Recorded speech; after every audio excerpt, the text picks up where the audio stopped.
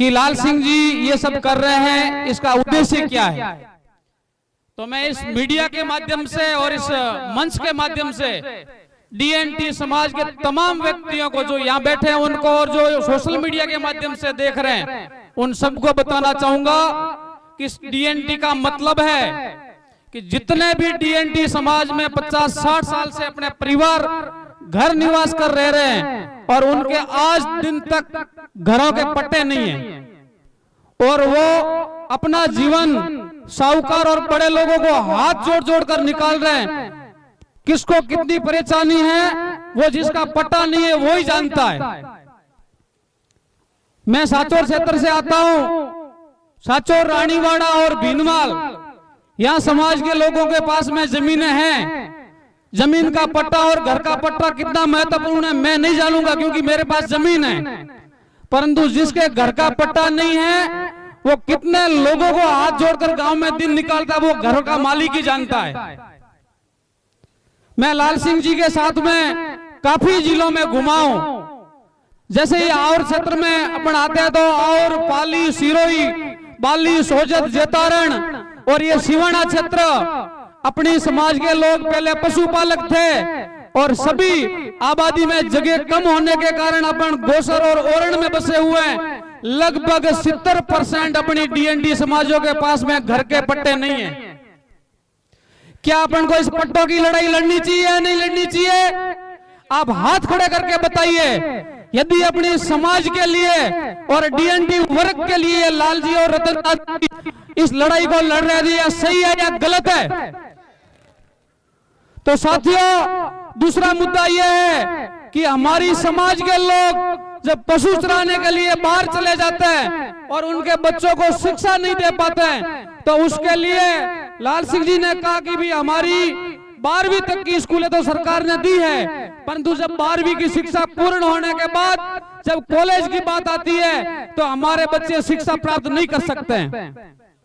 तो लाल सिंह जी ने सरकार से कहा कि हमारा हर जिला मुख्यालय पर डीएनटी समाज के बच्चों के पढ़ने के लिए एक कॉलेज भी होना चाहिए। ये बात अपनी जायज है या नहीं है? इतनी सारी बातों को लेकर अपनी समाज के कई लोग हैं जो अभी तक राजनीति से वंचित हैं।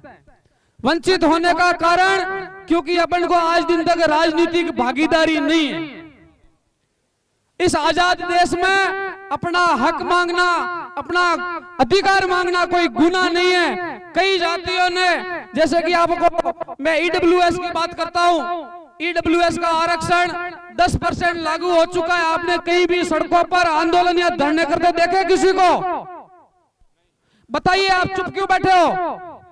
वो क्यों नहीं आए सड़कों पर? उसका कारण यह है कि ईडब्ल्यूएस के जितने नेता थे वो अपनी समाज के हक के लिए सबसे पहले आगे आए और उन्होंने सरकार से बात रखी और रातों रात कागजों में अपनी सरकारों से भिड़कर उन्होंने आरक्षण दिलवा दिया। और अपने भी नेता विधानसभा में और सरकार में अपनी बात रखते तो अपन आम लोगों को इतना संघर्ष नहीं करना पड़ता। बड़े दुख की बात है, अपन ने जिन नेताओं को जिता कर भेजा है वो आज दिन तक चुप है। इस डीएनटी के बारे में किसी ने बोलते हुए नहीं देखा होगा। साथियों, इस सब की जरूरत किसको है? अपन को जरूरत है। मुझे मेरे बेटे को पढ़ाने की चिंता है, मुझे मेरे बेटे को आगे बढ़ाने की चिंता है, किसी और भाई को अपने घर के पट्टे की चिंता है। बड़े लोगों के पास में हवेलियां हैं, उनका पट्टा है। बड़े लोगों के पास में फार्म हाउस है। बड़े लोगों के बच्चे विदेश में पढ़ रहे हैं और अपन जो सरपंच और प्रधान बनाने की बात करते हैं वो ऑलरेडी बने हुए हैं। उनको इस सब की कोई जरूरत नहीं है, इसलिए वो नहीं आ रहे।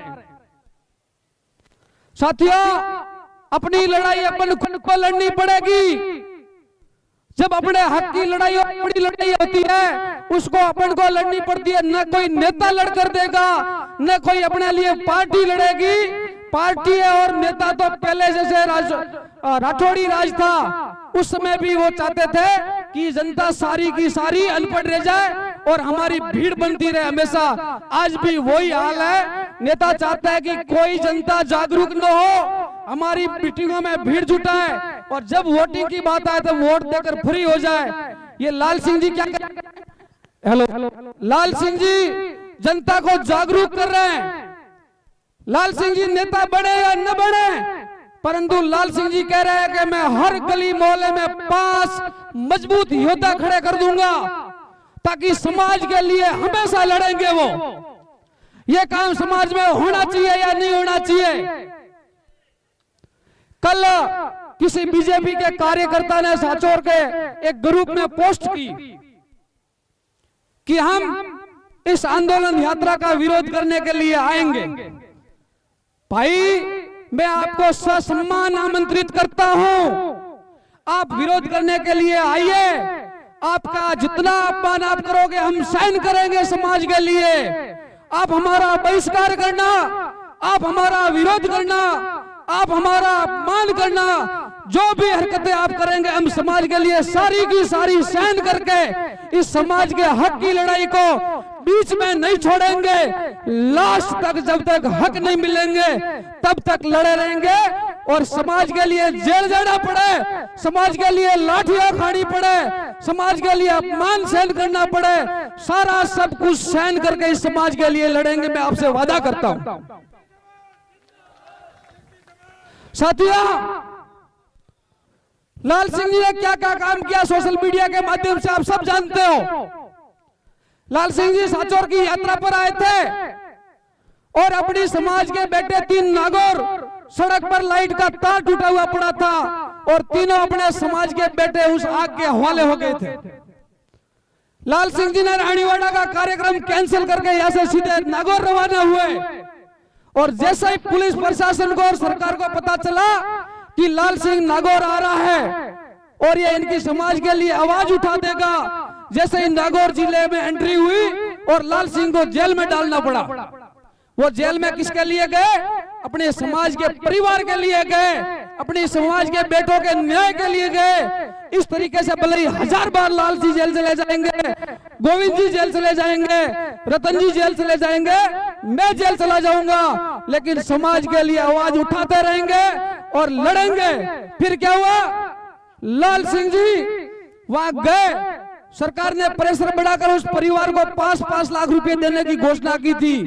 उसके बाद आंदोलन किया और वापस उसी परिवार को 15-15 लाख रुपए की सहायता लाल सिंह जी ने दिलाई। आपने देखा होगा पाली चामुंडेरी में किसी होटल व्यवसायी ने करंट लगा रखा था तारों में और अपना पशुपालक भाई भेड़ चरा रहा था।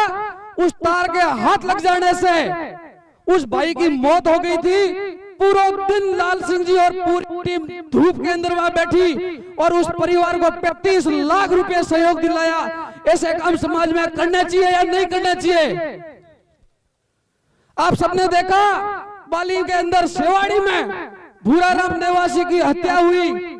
हत्या होने से पहले जो हत्यारों के घर से लोग आते हैं, भूराराम जी की पत्नी को कहते हैं कि आज भूराराम जी को बाहर मत जाने देना, नहीं तो उनकी हत्या कर देंगे।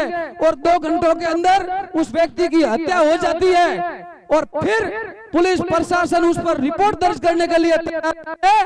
तो हम पूरी टीम के लोग 4 दिन तक सेवाड़ी में धरने पर बैठे थे और उस पर मुकदमा दर्ज करवाया। आज भी सरकार के दबाव में उस परिवार को न्याय नहीं मिल रहा है। साथियों, समाज के साथ में खूब अत्याचार हो रहा है इन पार्टियों की वजह से। नहीं चाहिए हमें किसी के वोट और न हमें कोई नेता बनना है, परंतु ये दमनकारी नीतियां जो समाज पर लागू हो रही है, इसके लिए हमें बोलना बहुत जरूरी है और आप सब युवाओं को आगे आना भी बहुत जरूरी है। कब तक दूसरे लोगों को बड़े करोगे आप? सोशल मीडिया के माध्यम से मैं देखता हूं तो समाज के युवा दूसरी समाज के लीडरों की पोस्टर करते हैं। कई गाड़ियों पे मैंने विश्वास के पोस्टर देखे। क्या किया उन्होंने तुम्हारे लिए? ये ओम सिंह उनसे भी मजबूत लीडर साबित होगा। समाज के लोगों साथ देकर देखिए एक बार कि रविंद्र भाटी से कई गुना तेज व्यक्ति है। साथ देना पड़ेगा। अब समय ज्यादा हो रहा है, आगे वक्ताओं की लिस्ट बहुत लंबी है, बाकी मेरे अंदर काफी सारी ऐसी बातें भरी हुई है। मुझे बहुत दुख हो रहा है। मैं मेरी वाणी को विराम देता हूं। जय हिंद, जय भारत। लास्ट में मैं ये कहना चाहूंगा आप सभी को, कल यह यात्रा जालोर पहुंचेगी। मैं जालोर का जिला अध्यक्ष होने के नाते आप सभी समाज बंधुओं को आमंत्रित करता हूं कि आप कल जालोर पधारना और इस आंदोलन को सफल बनाना। जय हिंद, जय भारत।